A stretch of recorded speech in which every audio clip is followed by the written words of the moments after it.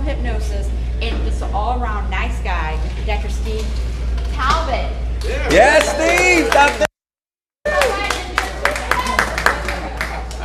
I know that introduction made it sound like I can't hold a job.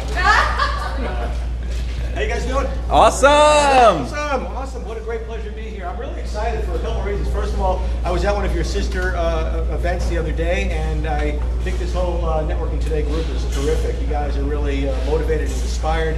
Also wanting to learn new things, and that means a lot to me. And then secondly, it's a nice small group. I'm used to being on those big stages with my image projected scarily on the screen. And I've got that boom microphone. I look like Britney Spears' grandfather. So this is intimate, which means we get to really drill down, talk about ways to accelerate your growth, break you out of your habits, break you through your potential barriers, and improve to whatever extent we can. Just out of curiosity, how many of you think there is room for improvement in your business? Right. How many of you know there's room for improvement? Yeah. This is exciting news. In this day and age right now, we've got more self-made millionaires than ever in history by an order of about 1,000. 60 years ago, there were about 5,000 in this country. Now there's about 5 million, which basically means the opportunity is unlimited. You guys can take whatever you're doing and exponentially change it, grow it in remarkable, remarkable ways. If, number one, you do it by learning and understanding what those people have done, and if you then go ahead and do it. So in other words, it's skill set, and it's also mindset. How about a hand for Casey for making things happen? Yeah! So really it's a question of being able to have the skill set and the mindset. Now my work is primarily in the area of mindset. I've written a few books in the area of mindset, mindset management, using your subconscious mind to your advantage, learning how to access your subconscious mind. And I now get the rare privilege of speaking on stages all over the United States with top speakers like Jack Canfield, Les Brown, Brian Tracy, Sharon Lechter, and other remarkable people. And as a matter of fact, by the way, we do have a conference coming up here in the St. Louis area on September 20th and 21st. You guys should all be there. It's an amazing conference. We'll be bringing a lot of top name speakers, and it's an accelerate your business kind of a program. I'll tell you more about it later. What I want to do now is I want to spend some time and kind of drill down on a few ideas about how you can make your business better starting today. How's that sound? Perfect. Yeah. Now, guys, we're in a really great place. Look around you. You've got nice glasses of water. We've got a wonderful waitress and all these other things. A lot to distract us, though, right? So I'm going to just ask you guys to bring your focus in, because I'm only here today. And I want you guys to really kind of get the maximum benefit from this. The other thing I want to encourage you to do is to take notes. Because kinesthetic reinforcement, which basically means when you write, you remember. If you don't write, you don't remember. And I promise you, I will tell you things you're going to want to remember. So if you don't have a pen, raise your hand. We'll make sure somebody gets you one. Okay, can we get a pen for Isaiah? While we're doing this, let me just go around real quick and make sure I got this right. So it's Beth and Manny. Mike, did I get? Yeah. Okay, and then strangely enough, I've got Craig, Kyle, Kevin. A lovely alliteration across the side of the area. And then it goes to Isaiah and Sherry and Chad and my friend Ray over here. And this, by the way, who I didn't introduce formally, is Woody. Woody. Yeah, Woody! Okay. So the 5 things you want to write down that we're going to talk about today that are going to start to really make a change for you are goal setting. So that goes on the first line, is goal setting. Secondly is time management. Third is prospecting. Then relationship building. And then closing. So let me ask you guys a question. With regard to goal setting, where do you place yourselves? Where do you think you are on the overall continuum of goal setting? On a scale of 1 to 10. Who would put themselves as a 6 or above in the area of goal setting? Now let me say this about goal setting. When I say goal setting, I mean writing your goals down. I'm talking about your goals being specific, measurable, actionable, relevant, and time-bound. That's SMART, S-M-A-R-T, specific, measurable, actionable, relevant, time-bound. Specific goals. Are your goals very, very specific? You're going to find that you'll get more traction and have more likelihood of success if your goal is an odd, atypical sort of number. So if you're trying to make more money, rather than saying I want to make $100,000, say I want to make $99,372.57. In other words, a very specific number will go into your subconscious mind in an entirely different way from from a round number. Say I want to make $100,000, goes in one ear, out the other. So you want to have numbers that are very specific that will improve the likelihood of achievement. Measurable. How do you measure your goals? Actionable. What are the steps it takes to achieve that goal? Relevant. What is relevant? It means, why are you setting this goal? Why are you trying to get there? If you don't have a reason, chances are you're not going to achieve it, because when you hit an obstacle, you're going to give up. One of the things I wrote about in Unhypnosis is that when you are setting goals and you're contemplating your why am I setting this goal? Make sure that one element of your why has to do with somebody other than yourself. This is pretty remarkable. It's a remarkable thing to think about, because we're all people who want to have an impact on others. I want to make a difference in the world, don't you? Don't you guys want to know that you've done something that's not just self-aggrandizement, but it actually helps the world, right?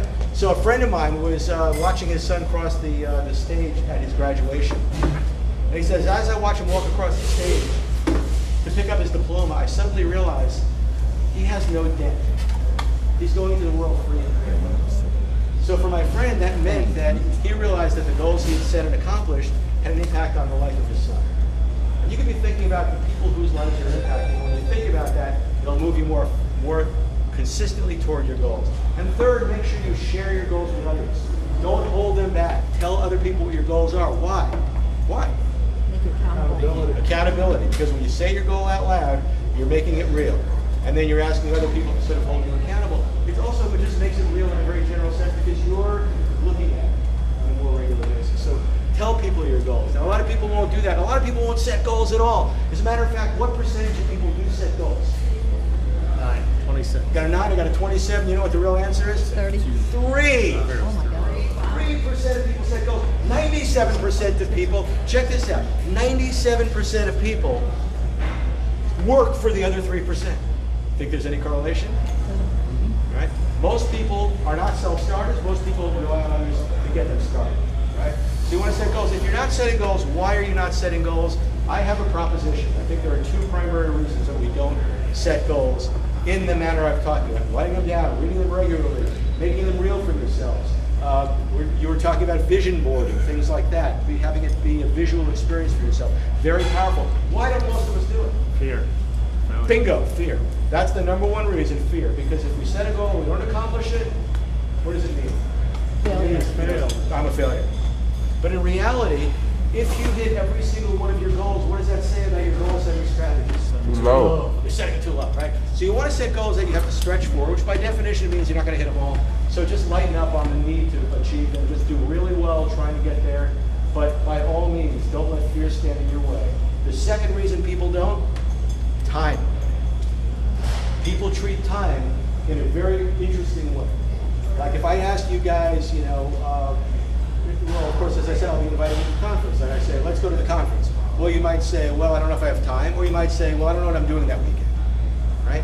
In other words, we're not being proactive about our time. We're letting our time dictate things to us.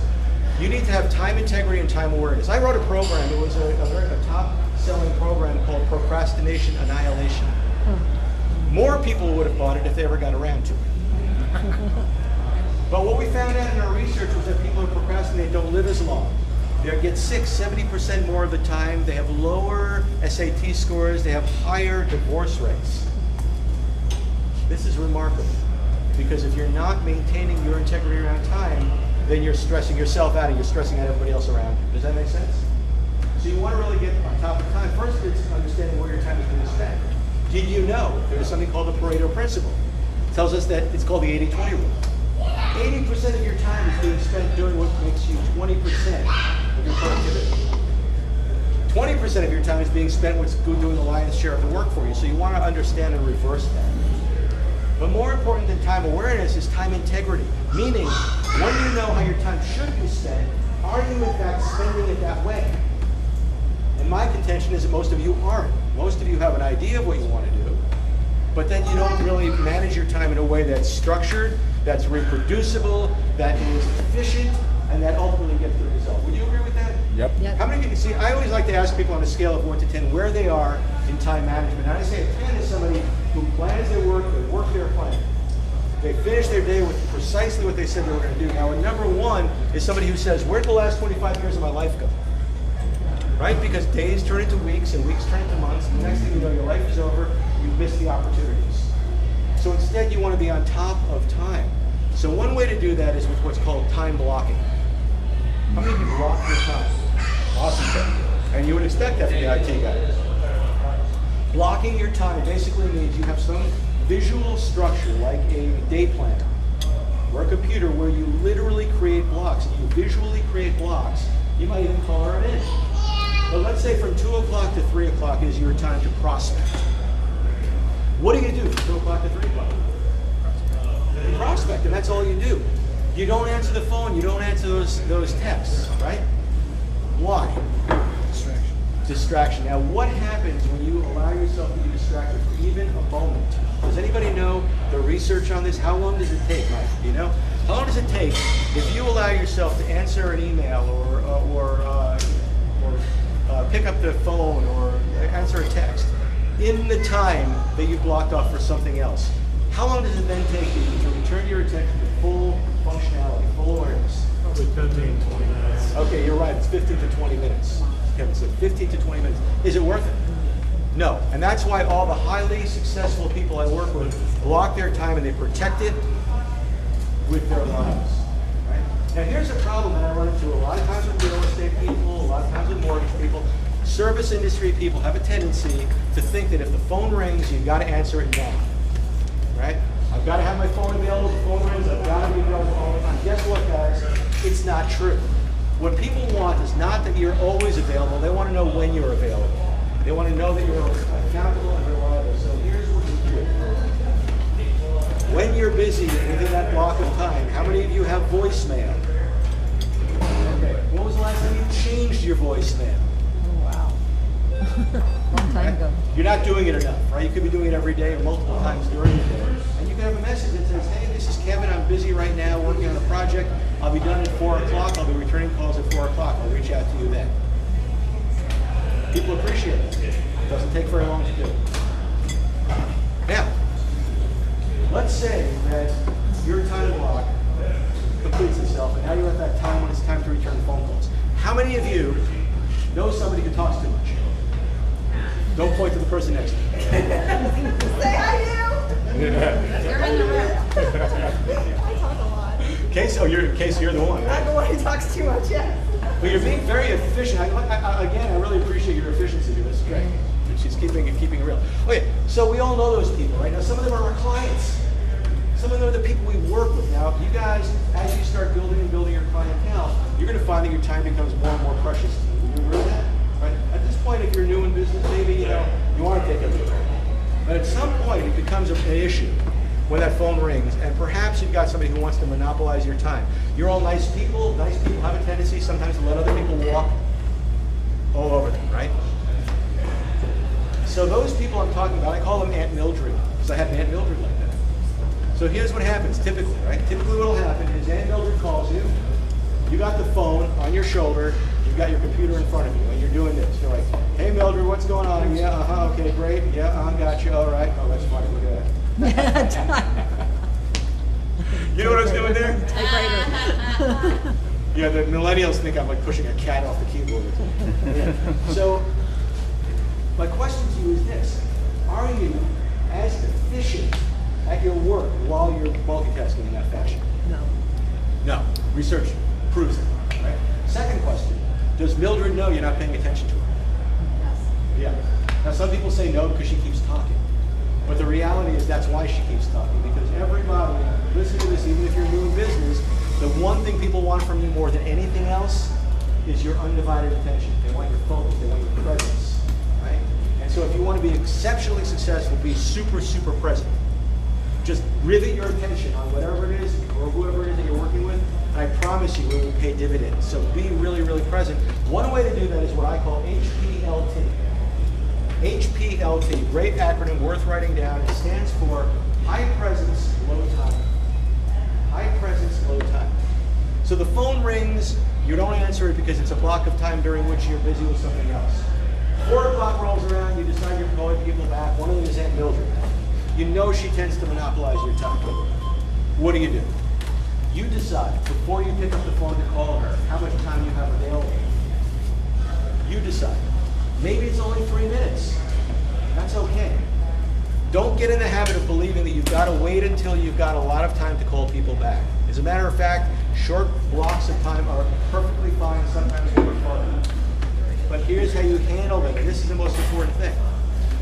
You pick up the phone, you call Mildred back, right? You say, "Hi Mildred, this is Steve. I've only got 3 minutes. Is that enough time for what you need?" Don't neglect to say, "Is that enough time for what you need?" Because if you don't say that, what does Mildred think? Got all the time in the world. Blow her off, right? But if you say, "Hey Mildred, I wanted to get back to you. I see you called a little bit earlier. I'm literally returning calls right now. I've got 3 minutes right now. Is that enough time for what you need?" She might say yes, or she might say no. If she says no, then you say, "Great. Let's take this 3 minutes and use it to block off the time you do need." Is that awesome? Now let's say she says 3 minutes is fine. Then you say this. You say, "Great. I'm closing my computer. I'm closing my door, and you've got my undivided attention." Does she appreciate it? Absolutely. Does that improve your business? Does that improve the likelihood of people referring business your way?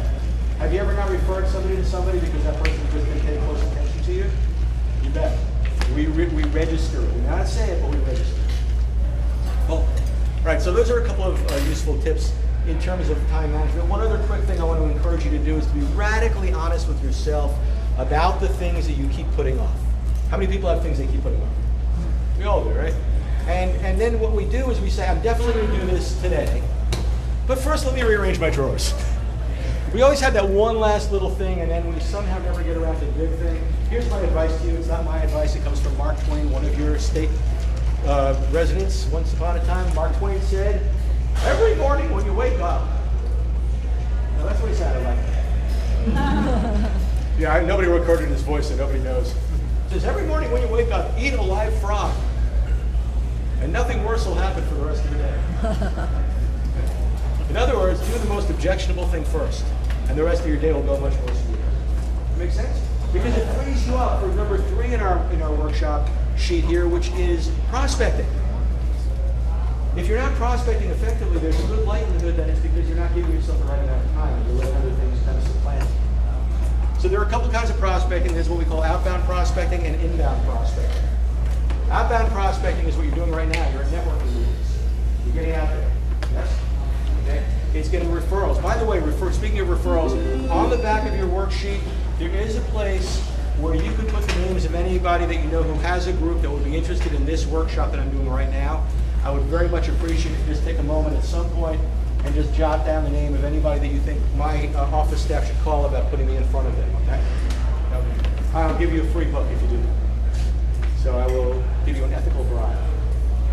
So referrals. Another one is picking up the phone, making calls, right? That's important, isn't it? Doing emails. These are all important things. These are outbound strategies. And you want to count your touches. You know what I mean by count your touches? How many times did you reach out to somebody? How many times do you think you need to reach out to somebody before they finally do business with you? 12 to 15. 12 to 15 is pretty average. Yeah, that's right. In real estate, it's a little higher. In insurance, it's probably about 12 to 15. There are businesses where it's lower, but the fact of the matter is that if you're only calling somebody 3 or 4 times, or touching in some way, email, smoke signals, bumping into them in the grocery store, if you're not getting in touch with them over and over again, and they're not responding to you, that's not necessarily a reflection on how they feel about working with you. It might just be that they haven't gotten around to it, so stick with it. Now, if you've done it 37 times, maybe you're beating a dead horse. Maybe you don't want to work that hard on people who are not easy to open. Okay? But now look, guys, there's another entirely different side of the area of prospecting. We call it inbound prospecting. Inbound prospecting, which means exactly what Mandy said a little bit earlier. Establishing yourself as an authority. Being somebody that people find. You want people to find you. You don't want to have to go out and find them. Would you agree with that?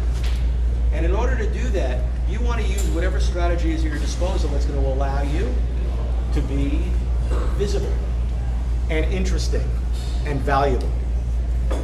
Now, you could go out and give talks. You could write books. But the easiest way to do it is, what's that thing they call social Media? Social media. Yeah, that thing, yeah. Yeah, because why? Because right now, especially nowadays, as the population, the younger folks come up in age, now they are the ones who are buying your products and services, and they are not looking at books. And they're not reading articles in magazines. They're looking online. And so you want to establish a process, like what Mandy does, that'll allow you to systematically create buzz. Right? Now, I think you'll probably agree with me that even though articles are wonderful, sharing useful information in writing is great, the reality is that video is infinitely more sticky, okay? People are 50 times more likely to watch a video than to read an article. So you want to really be out there using video. Now, how many of you are using video? Okay, a couple of you are, a few of you aren't. How many of you have a YouTube channel? 1, 2, 3, okay. Everybody else go like this, real quick. Just take your hand away from your food for a second, like that. Now smack the person next to you and say, get a YouTube channel. You're asking a question about me. I know, that's bad, right? Okay, so guys, you want to have a YouTube channel because it's a receptacle for your art, for your videos. Now you can make Facebook Live videos, you can make little standalone videos. There are a lot of ways to learn this stuff. We do a lot of this in our programs. But ultimately what you want is you want a systematic approach that allows you to do this so it's not like, overwhelming. Wouldn't it be great if you could just sort of let this stuff ride, let it roll, you're doing it, you're getting the word out there, you're establishing your authority, and people are finding you, okay? Now, how many of you are doing video testimonials? Wow, 1 out of 12 of you. I do one. 2, 3, 3 out of 12 of you, okay? Guys, Video there you go. testimonial. Awesome. You want to do video, now here's how easy it is, guys. You take your phone out, and at the end of a successful interaction with a client, you say, hey, Kevin, I really appreciate you and the work we got to do together. Would you mind doing me a favor? Just give me like a 30-second blurb here. All I'm going to ask you to do is say, hi, I'm Kevin. I have an IT company. I had Steve come in. He did a workshop for my group. He talked about goal setting and a bunch of other cool stuff, and everybody loved it. You definitely want to get it. Right? Would you mind doing that for me? You'd probably say yes, right? And most of you would, right? Now, sometimes we're afraid to ask people for these things. Right? You know why we're afraid to ask people for these? Because we're afraid to do them. If you're afraid to be in front of the camera, then you're also going to be afraid to ask other people to get in front of the camera. So how do you solve that? I'm going to give you the most amazing win-win experience you've ever heard in your life. So I'm going to walk you through this thing. It's called reverse testimonials. You're going to love this. Check it out. Reverse testimonials. You hear this language when you were in the lens? No. Okay. Yeah, raise your ears. It's a great idea. Okay.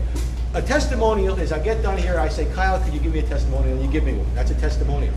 A reverse testimonial is when I leave here and I take out my own camera and I make a testimonial, right, for you. And the beauty of that is when I say, hi, I'm Steve Taubman, international speaker, best-selling author. I'm not here to talk to you about me. I'm here to talk to you about Sandy Grassmuck and the networking today group that meets in O'Fallon, wherever the hell we are right now. It's an amazing group. These people are wonderful, they're attentive, they're focused, they are experiencing what they do, they're a warm, lovely group of people. You definitely got to check them out. Now, if I made that video, would that be cool? Of course it would. Now, if I made that video, what am I going to do with it after I make it? Post it. I'm going to put it on my YouTube channel. And then I take the link and I send the link to Sandy, and then Sandy shares it with everybody. It becomes part of your marketing. But here's the kicker. This is the part that's going to blow your mind. When they click on the link to watch the video about how great you guys are, where are they watching it? Your channel. On my YouTube channel. That means I've just doubled my traffic. It means I've doubled my exposure. It means other people are going to look at my stuff and find out more about me. Is this cool? This is so cool. It's so cool. Now, guys, you can all do that because you all have clients. All you need to do is take one of your clients who you like, who you respect, and you make them a little video. You say, hey, I run a DJ service or a sound support business, and one of my clients is this guy Bob, who has a contracting company, and I've had an opportunity to meet Bob, and I have great feelings for him. I think he's an awesome guy. If you're looking for a contractor, definitely check him out. And then you take that, you put it on your YouTube channel, you send that link to Bob. Bob freaks out. He's super excited and appreciative of it. He refers more people to you. And then people click that link and come to your channel, and they find out more about you. This is $1 million idea, guys. We've seen lots of people make a lot of money for that one idea. That's a drop in the bucket, but it's a good one. Right? So write it down and use it. It's a good process. Right? So those are a few prospecting ideas for you. If you're prospecting, there is a back end to prospecting, which is called building relationships. Right? Building relationships. How important are relationships in your business? Very good. They're the most important thing because you can do all the prospecting in the world, and if you're a jerk, people aren't going to want to do business with you. My friend Bob Berg says, all things being equal, people choose to do business with those that they know, like, and trust. So how do you do that? Well, part of it's your video presence, and it's the warm fuzzies that you give people by sharing useful tips and information and all that. Part of it's the information that people get from seeing your videos, but you know what else it is? It's you being trustworthy, it's you being open, it's you making a great first impression. How long does it take to make a great first? How long does it take to make a first impression? A moment. 30 seconds, a moment. What else is that? You guess? 30 seconds. 30 seconds? 3 to 5 seconds. 3 to 5. Between 3 and 5 seconds, people have already sized you up. That's mind-boggling, right? What are they judging you on in 3 to 5 seconds? Body language, general appearance. Are you smiling? Are you open? You know, are you present? Right? Are you distracted, or are you really there with them? Right? People pick that stuff up very, very quickly. If you're not showing respect and appreciation and love, they know it. Again, they're not going to say it to you. But if you're distracted, the best thing you can do if you're distracted, you're at a networking meeting and you're like doing this to somebody, and they notice it. You do this. You say, "Oh my goodness, I'm so sorry. I got distracted for a moment." You own it, and then you give them your attention back again. Make sense? Okay. So it's all those things. It's your energy. It's your energy, right? You guys know about the TED Talk about power poses? Oh, Maybe yeah. tell you, oh, this is really cool. This is researched. If you stand like this or like this for 2 minutes, it increases your testosterone and endorphins. It makes you more magnetic and attractive to others. Yeah. So do it before a phone call. Do it in the bathroom before you go out and do it again. You don't have to do it in front of anybody, but I got to tell you, there you go. If you go to a seminar, you see elite speakers. We're in the back room doing this and doing this. Did I step on your tail, baby? So that's a really good one too. And really constantly be monitoring yourself as to whether you're treating people with relevance. Are people relevant in your life? Assume they are, figure out how. Very, very powerful, very important. So what about names? Are names important? Yeah, people like to hear the sound of their own names. I already recited all your names. I met you all just for a brief moment, and I know your names. And the reason is 2 reasons. Number one, it's called intention, the power of intention, which basically means you need to decide beforehand that you're going to remember people's names, otherwise you won't. So it's the power of intention. And secondly, it's a strategy. The strategy is called bracketing. Let me teach you this. Bracketing. Definitely worth writing this one down. Bracketing is a technique for remembering names. It works really, really well. I just did this the other day in a group of 40 people. I got 40 people. Speaking of which, you knew all 40 people's names. Down in Chesterfield? Yeah. Yeah, Chesterfield, all Oh my 40. gosh. So this is a foolproof system. If you use it, if you intend to do it, and then you follow the system. Step 1, you get an introduction. You meet somebody and you tell you their name. Right? So like I say, "Hi, I'm Steve. You are Isaiah. It's a pleasure to meet you." Now I don't say "It's a pleasure to meet you, Isaiah." I say, "Isaiah, it's a pleasure to meet you." I say his name first thing out of my mouth. As soon as I hear your name, it comes out of my mouth. Isaiah, it's a pleasure to meet you. That's the first thing you want to do, is say their name immediately after they say their name. Okay? Second step is use their name at the end of the second sentence. So then I might say, "Where do you work, Isaiah?" So again, "Isaiah, it's a pleasure to meet you. Where do you work, Isaiah?" His name is now at the end of 2 sentences. Follow me? That's bracketing. Now the third step, repeat their name 3 times in a row. Now the secret to that is to yourself. Not out loud, right? Just say it out to yourself 3 times in a row, and you will retain the name probably 90% of the time. Pretty cool? Are these interesting ideas, strategies for you? Oh, yeah. Okay, good. So I want to make sure you guys are planning on using these things. What I want to do right now is I want to tell you a little bit about our conference. Actually, let's do this real quick. We've got this awesome conference coming up. I told you it's September 20th and 21st. It is a business acceleration seminar. It's really good if you're kind of relatively new in business because you're going to learn how not to develop negative habits. It's really good if you've been in business sometime and you want to learn refined skills. And I'll tell you more about that in a minute. But what about closing? Is closing an important component of your business, being able to ultimately get the sale? Okay. Here's one thing you want to be thinking about when it comes to closing. When I ask people what they say when they're closing, they'll say, "So, what do you think?" Don't say, "So what do you think?" Why? Because when you say to somebody, "What do you think?" what do? They think, right? So you say, "Okay, let me go home and think about it. I'm going to go home and talk to my wife and the goldfish and the rabbi, and then I'll get back to you." Right? You want people in their heart. You want them in vision land. So you want to, rather than what do you think? You want to have people ask themselves questions like, what will it be like for you to have our product or service? If you come to our seminars, would you, and you gain a couple of new skills, and you brought them back home with you, and you use them, you make more money, would the seminar pay for itself? Of course. You might say, how long will you get to retain the information? Forever, right? Do you get to use this information in your personal life? Yeah. So for all of you, what are the benefits and the values that you're offering? And you ask questions that have elicit those answers, and then you can say to somebody, well, great, so then when it comes to doing this thing, it makes sense to me. Would you agree? Follow the idea? So you're not just saying, what do you think? You're actually putting people in the vision, you're asking them questions to put themselves in the vision, and then you're asking them to ask themselves the question. Okay? Very, very powerful. Actually, one more thing I do want to do real quick, because you guys had asked me questions, a few of you asked me questions about my work in the area of mindset management, and that's my expertise, is self-hypnosis, having you learn how to use your mind in a way that gets results, how to break through mental barriers to success. So my question to you is, how important is positive mental attitude? 115%. 150%, right? How important is positive mental attitude? Right. Now here's the thing, because most of us, if you're in a sales kind of a business, you're selling yourself. I mean, how many of you guys love to go out and start your business to get rejected?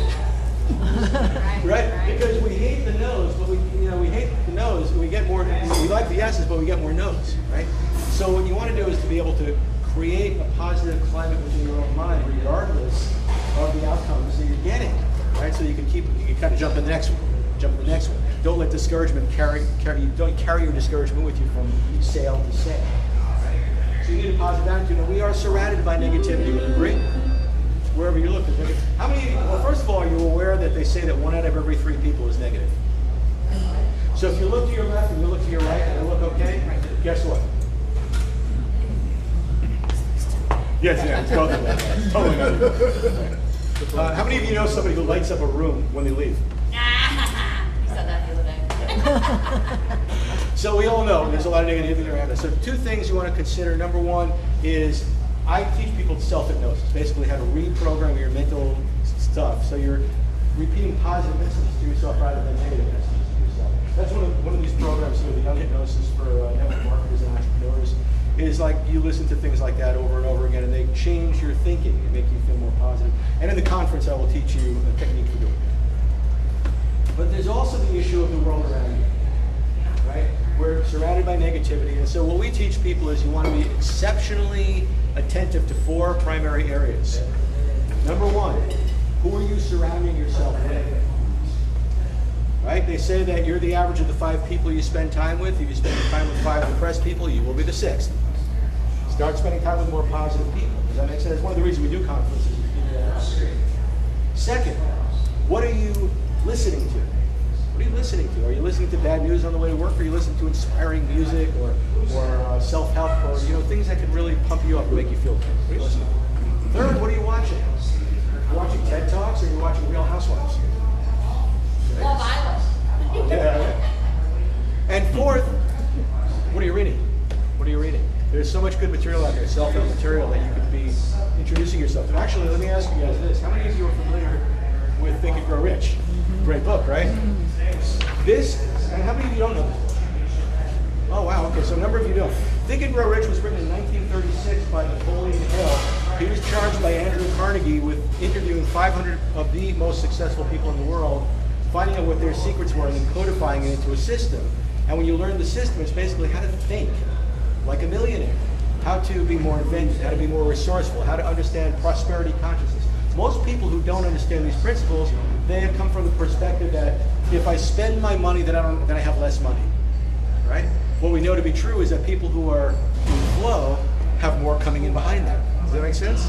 So there are a lot of principles that you learn from this book, and it's remarkable. Most very successful people read this book probably once a year. So, who wants this one? First hand went up. It's Manny. Wow, Here you go. I'll take it. Thank you. There you go. Congratulations, Manny. And of course, we all know, pay it forward, be generous. That's one of the principles of success is being a generous person, invest in yourself, all that other stuff. It's all cool. All right, good. So with that all said, I would love to take you through this conference. Tell you about it.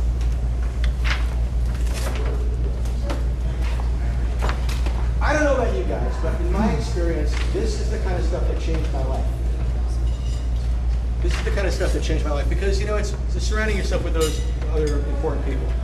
The Habitude Warrior Conference goes on all over the world. We've done them all over the United States, London, Australia. We're going to be running one right here in St. Louis, September 20th and 21st. It is a 2-day TED Talk style event. How many of you know TED Talks? Okay, most of you know TED Talks. You want to look them up on YouTube. TED Talks. They just watch like the top 10 TED Talks. They're very short, maybe 10 or 15 minutes long, up to 18 minutes, and they're life-changing. Now you'll get to see these live. So it's a TED Talk style event. We're bringing 22 top speakers from all around the world. One of them is Armando Montalongo, the star of Flip This House. If any of you have seen it, he's a real estate billionaire. Sharon Lechter is a co-author of Rich Dad, Poor Dad. Alex Stern, who is the founder of Constant Contact, just sold it for $1.1 billion. Laura Langmeyer from the movie The Secret. They call her the millionaire maker. Austin Walsh is the guy who does social media marketing. He makes $1 million a month. Actually, $1 million every other month. They said, why every other month? He says, who wants to work every month? He's 26-year-old. Pisses me off. And then Kevin Harrington, one of the original sharks of Shark Tank. He's also the inventor of the infomercial. It's a remarkable lineup, a lot of good stuff. The first day of the conference, you are going to learn a lot about your own mindset. You'll learn about what's in your way, what's stopping you, what's creating your blockages, and what do you do when you hit those so you're proactive and know how to do that. We're going to bring in people like Jesse Stewart, who is a war hero, Army Ranger, who is now the mindset coach for the United States Olympic snowboarding team. He works with Shaun White. So he's amazing. We also bring in Jonathan Horton, who is a 3-time gold medalist in the gymnastics, U.S. gymnastics team, and he is now on the TV show American Ninja Warrior. So it's a very inspiring process. So a lot of really good mindset stuff. Now the second day we'll do more skill set. So we'll bring in people like Brian Tracy or his son Michael Tracy to teach you some basic and more advanced skills to sell yourself more effectively. You know, this is the investment you're making in yourself is designed so that you can pretty quickly turn around and make the money back again. Right? We also believe in work-life balance. So, of course, also the Walsh second day social media. You learn to develop a strategy. You should totally be. You guys should totally be and hang out. I agree. Okay. So, how many of you believe that work-life balance is important? Okay. So one of our speakers, I always think of work-life balance when I think of him. How many of you are familiar with Make-A-Wish Foundation? Okay. We have the founder of Make-A-Wish Foundation, Frank Shanklitz. He is considered one of the top 5 motivational speakers in the world. You will not, I guarantee, you'll need tissues. The story is so heartwarming, it's amazing about how he did it. And by the way, if you get a chance, there is now a movie in the theaters called Wishman. It's the story of his life. Totally worth seeing. But you'll meet Frank. We've got a couple people who are kind of movie stars. Glenn Morshower, the guy who used to play Aaron Pierce on the show 24. He's a general in Transformers, and that guy, he's one of our speakers as well. So a lot of good stuff. A lot to learn. How many of you have kids? Oh, wow. We love this. I feel very proud about being able to say this. We have a program on day 2. So day 1 is not for kids. Day 2, you can bring your kids with you. Does it matter how old they are? 7 to 17. Okay. 7 to 17. And we give them their own seminar with these same elite speakers coming to the room, and they give these kids a program on leadership, personal development, and confidence. The things that we should have learned in school but didn't. Right? And then once these kids hit the age of 21, they can come back to any Habitude Warrior conference anywhere in the world for the rest of their lives for free. So think about the kids that you would like to impact, whether they're your kids or you're borrowing the kids or you're getting somebody off the street. Grandkids? Grandkids are fine. We always have grandkids coming. As long as they're in the age bracket, we are going to help them change their lives, because you see these kids and they start out and they're kind of like this, and then they're standing up straight, they're looking you in the eye, they're shaking your hand firmly. They've just got a sense of themselves just because we're putting them in front of remarkable people, like life-changing people. So totally want to check that part of it out. And so that's kind of what the program is. Let's see what else I want to tell you about it. I always say if you get one great idea from one of the speakers, it makes the whole thing worthwhile. So Ordinarily, the program is $997 for the 2-day program, and I'm sure you guys would love a bit of a deal. Okay, so I just had a mental glitch because I wanted to tell you something else. Let me go back. Can I roll back for a second? Did I teach you about how to deal with people who are haggling about price? No. Can I teach you that? Okay. People who come to me and say, "Come on, can't you give me a deal?" Right? So what you do is you say, "Thank you," because it's a weird thing to say. And you say, "But we're not trying to be your low-cost provider. We are the low-risk provider." It's an amazing thing to say because people equate value with money. But if you say we're the low-risk provider, what does that say? It's like somebody's going to do business with you. There's a lot of potential risk if somebody does a crappy job, right? I thank you for asking, but we're not trying to be the low-cost provider. We are the low-risk provider. We provide great service and we guarantee it's going to be awesome. You're going to have nothing to worry about. That's really important in a business like yours or a business like yours, right? So it's a reframe. Make sense? Yep. Okay. So getting back to what I was saying, you guys probably want a deal for the price. But we're not trying to be your local. Yeah, so let me think. Are you leaving? No, I just got to call. Okay. So this is what. If you decide you're going to go to the conference, and a few of you are already in the conference and joining us, it's awesome. If you buy your ticket right now before you leave, and the way you'll do that is using the form at the bottom of the page, I'm going to give you guys the whole program for half price, $4.99 for the whole thing, for both days. And I'm going to throw in a few bonuses for you. I'm going to give you guys copies of Eric's books that I've got up here. Got some really great books for you. Actually, books are in my bag. One about time management and another one about sales. I'm going to give you copies of his books. I'm also going to give you the Brian Tracy program that you see in the middle there. That's a 12-hour audio program. It's worth $300. We'll give that to you. That'll go a long way to help you move you in the right direction. And I'm going to give you guys a VIP upgrade. So that means you get to come to the Meet the Speakers party, get their books, get their autographs, get your picture taken with them, sit down and talk to them and brainstorm with them. And then at the end of that, I do a hypnosis show. So have a little fun as well. Cool, right? So like I said, 5 days after they say if you just get one boost value, it'll make up for itself very, very quickly. So with all that said, I'd love to get a head count, see how many people here are interested in joining us at the conference. I'd love to see you guys all there. It's better, more people. So let's find. So who's going?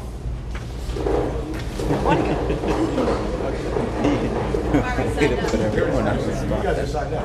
We're back. Okay, this is unusual because usually half the room comes, so I got to find out what's going on. What's in the way for you? What's that? So I'm checking. Hold on. All right, checking the dates.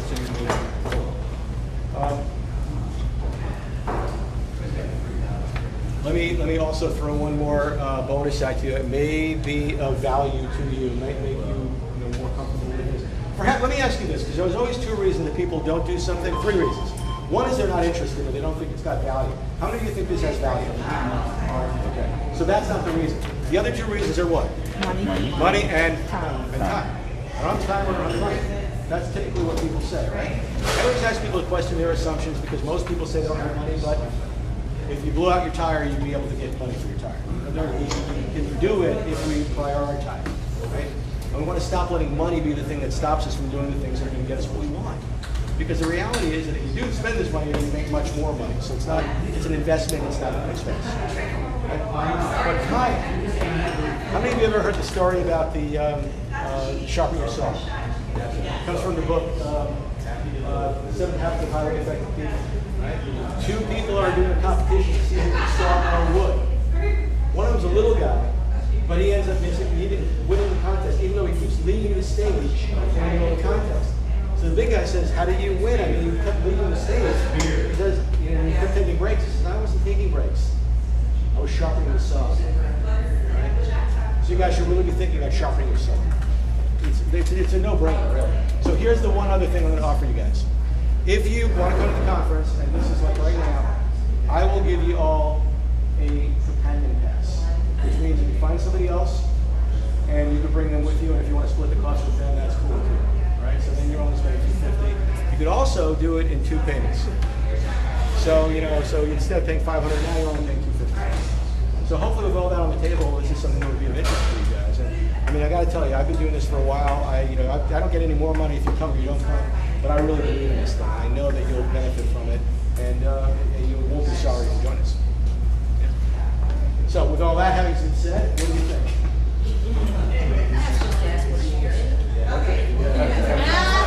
Now I can say this. Imagine yourself on the other side of this thing. Seriously, imagine yourself on the other side of this thing. Having learned these skills in TV, you're also with millionaires. I doubt I could even make that stage. Would that have an He's impact? looking for a Union ticket. Absolutely. And that's the case over and over again. That's good. So, every one of us. So it'd be like 5 minutes. See, growth is not Pretty good incremental. deals. Growth is exponential. You grow like this, and then boom, and then boom. That's how we all grow. And we hardly ever do it by working harder and harder and harder. We do it by working smarter, by learning something new, by surrounding ourselves with the right kind of people. And that's what creates those results. Cool. So, All right, awesome. all right, so who's joining us? Awesome, Mike. And Kyle's going to be. Beautiful. I'm so glad you're Well, here. my only drawback is that it's a full day on Friday. So here's my thing. I have a board meeting that morning in Springfield. So I'm thinking out of my board meeting and drive in. So I'm gonna So you're miss gonna part be of the late? day. Yeah, so that's the only thing, I may miss part of Friday, depending You know on. what we'll do? We'll make sure that, because it can be recorded. We'll get this shared with us. And by the way, this is an open-ended ticket, which means that if it turns out, oh gosh, I can't come to this one at all, keep the ticket and use it, because now is the only time I can give you a discount, but if you use it, you get the discount, you could use it in San Diego in October, you could use it in Columbus, Ohio in December, you could use it